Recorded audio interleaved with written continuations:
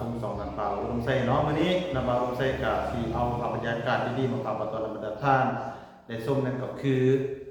งานแต่งของสุนเผ่าเขตชนบทเนาะอยู่บ้านสุพรรณมุนแขกลมใส่เนาะสุวรรณวันนี้จะเป็นงานวิวาของพี่น้องเนาะก็เลยเอามาฝากมาตอนให้บรรดาท่านได้ส้มก่อนจะเข้าปีใหม่เนาะปีใหม่ฟ้าใหม่ในสงกรานต์2025เนาะพี่น้องจังซั่นก็ถือว่าเป็นอะไรจะม่วนและจะมันก็ไปติดตามพร้อมกันเด้อพี่น้องว่าเจ้าสาวเจ้าบ่าวเป็นอะไรและงานแต่งของเพิ่นเป็นอะไรเนาะสิใหญ่หรือจะน้อยก็ไปม่วนนำกันเนาะพี่น้องไปพี่น้อง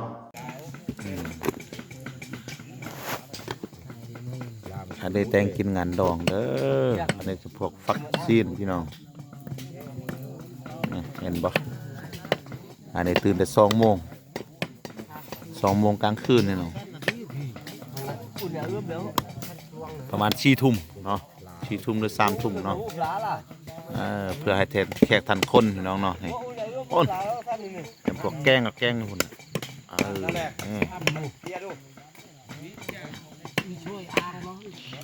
นี่เนาะวิถีชีวิตของคนนอกคนดอยพี่น้องก็ประมาณนี้เด้อเดี๋ยวได้ค่ะติดตามต่อไปเนาะจนกว่าจะอวสานเด้อพี่น้องนี่พี่น้องหลังจากที่ครัวกินเนาะก็จะได้พ่อครัวจะได้กินก่อนเด้ออนุญาตเนาะมาเข้าพาน้ำ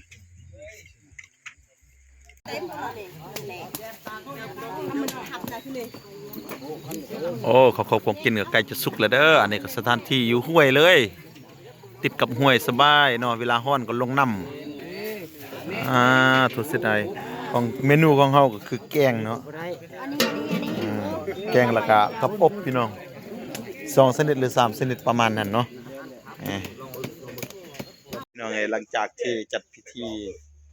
เรียบร้อยแล้วเนาะพี่น้องหลังจากปั่นข้าวปั่นน้ำก็จัดพิธีเป็นระบบเป็นระเบียบเพื่อเข้าสู่ประตูวิวาพี่น้องโอ้นี่สาบลาบพี่น้องเอ้ยผู้ใดอยากเข้าวิวาก็มาเด้อพี่น้องบันไตบันเนื้อบันไก่เฮือนเคียง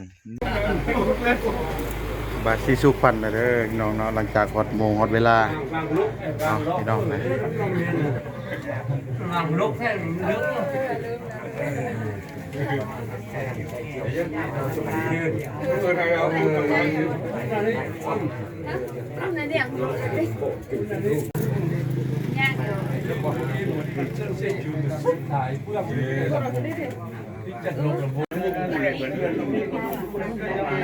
จะบ่าวพ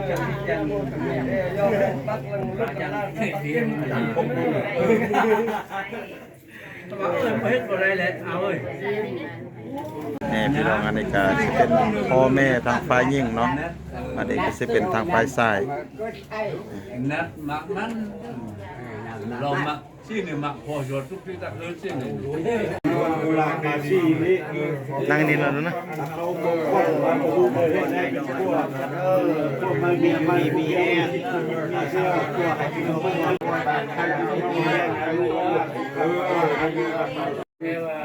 ปลอดภัยหลังจากเสร็จพิธีทุกวันแล้วพี่น้องก็จะได้ป้อนข้าวเนาะ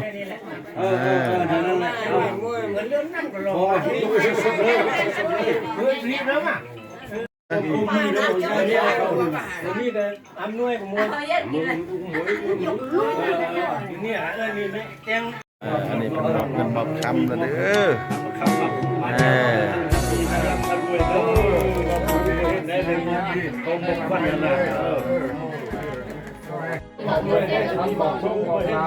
บคุณครับเด้อขอบคุณนะนี่มันให้มันเอาห้ามมันเอาห้ามเด้อลูกกินบ้านเป็นหน้าได้แต่นี่ไม่ได้อยู่นี่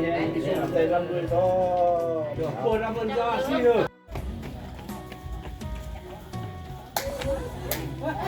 บรรยากาศพี่น้องอยู่ป่าอยู่สวนปัดนี่เด้นี่เห็นบ่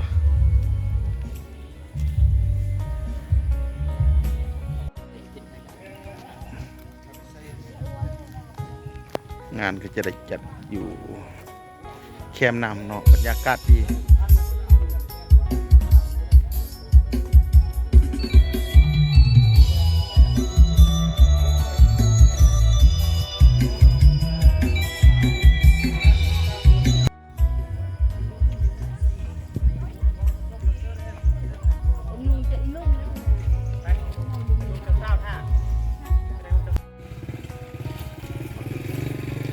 พี่น้องมาพอกับไผสบายดี สบายดี มื้อนี้แต่งโตวไปช่างนี่ ไปออกงาน ออกงานเนาะ นั่นแหละงานแรกของปี โอ้พี่น้อง FC เพิ่นถามหาเนาะเพราะว่าโอ้จังซาจังได้สาวหุ้มแล้วก็น้องดาวไปไสสิเนาะเดี๋ยวนี้ถือว่ามาเปิดหูเปิดตาเห็นความจริงแล้วเด้อพี่น้องเนาะ ได้เมื่อบ้านแล้ว เดี๋ยวนี้กลับมาบ้านแม่นบ่ แม่น บางคนก็เป็นห่วงว่าสบายดีอยู่บ่สินี้เนาะจังได้ก็สบายดีอยู่ที่เนาะ ก็สบายดี จังได้วันนี้งานเป็นงานจังใด ถึงเป็นงานของนาของน้องหุ่มเองเนาะก็จะเป็นน้าสาว อ๋อแสดงว่ามื้อนี้ทั้งเมาทั้งม่วนแม่นบ่ แม่น แขกคนโดยทางใดเอิ้น ได้รับแขก รับแขกอ๋อแสดงว่าไปยินดีต้อนรับเข้าสู่ประตูวิวาห์ที่ แม่น อยู่กับเจ้าบ่าวเจ้าสาวแม่นบ่จังซั่นก็ที่ว่าอยากมีหยังสิเฮียนเชิญทางพี่น้อง FC มาร่วมนำบ่ ก็อยากให้พี่น้อง FC เนาะผู้ใดที่ว่าได้เบิ่งได้ชมคลิปของบอลน็อตเนาะ จ้าเจ้า เพื่อนมาหุ้มห้านำกันเนาะมาม่วนนำกันพี่น้องผู้ใดเนาะผู้ใดเป็นผู้ใดเนาะที่ว่าได้เบิ่งได้ชมจังซี่ก็มาเบิ่งมาม่วนนำกันเด้อ ถ้าว่าบ่ทัน บ่ทันก็แค่ให้กำลังใจเนาะจังซั่นก็ติดตามน้องเพิ่นไปจนกว่าจะฮอดอยู่ประตูวิวาห์เด้อไปเพิ่น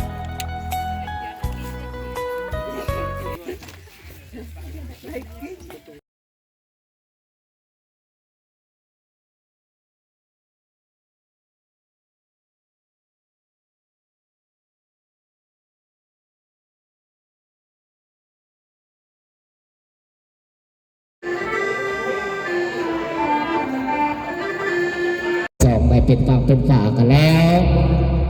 เจ้าเป่าก็รอเจ้าสาวก็งามสมเป็นครูสมรสกันเป็นอักพระทั้งฝ่ายหญิงยกบ่วงสายมือฝ่ายซ้ายยกบ่วงขวามือก็พอเพื่อสิคอยละลาพี่น้องการพิเศษทั้งเจ้าภาพชมรมสภายการน้ำหนาพนักแขกผู้ไม่เกี่ยวกับพันให้พวกให้ซื้อในช่วงนี้ทีมงานเขากับบอกเพลงซึ่งซากันไปก่อนเป็นคู่กันแล้วได้เป็นผัวที่เมียแก้วแม่แล้วคงสุขสันต์หวังมอบชีวิตจิตใจไว้อกเดียวกันต่างทอดสถายมันไปวันถึงวันวิวาพ่อแม่ญาติต่างคิดสวยเดินเสิร์ฟสาวสวยเป็นพลา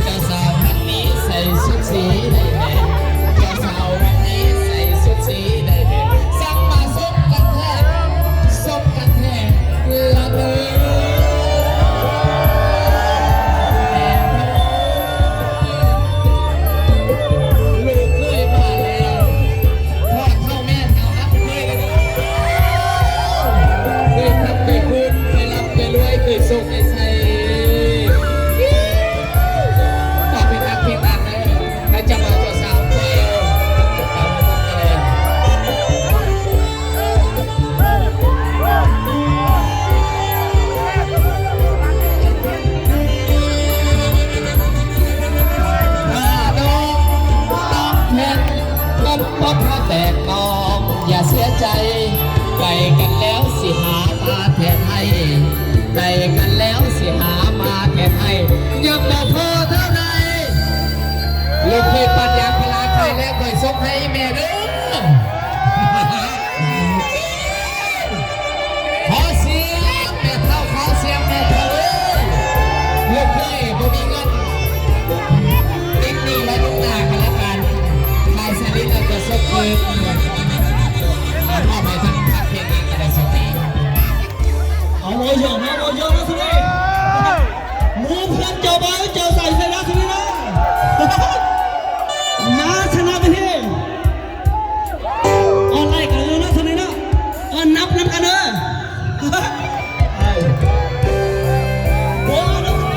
เจ้าบ่าวเจ้าสาวลงเจ้าบ่าวลงไอ้เจ้าบ่าวเจ้าสาวก็เอวกันเนอะเจ้าบ่าวเจ้าสาวก็เอวกันกันเจ้าบ่าวมักเจ้าสาวบ่มักแล้วหอบกันเด้อ1 2 3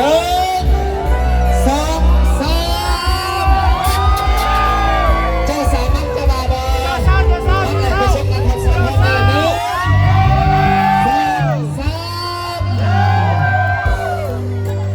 2 3ตอนนี้ไปก็ไปนะทักเพลงมาก็ไปนะโอ้เจ้าบ่าวโอ้เจ้าสาวเข้าสู่ประกาศวันสดใส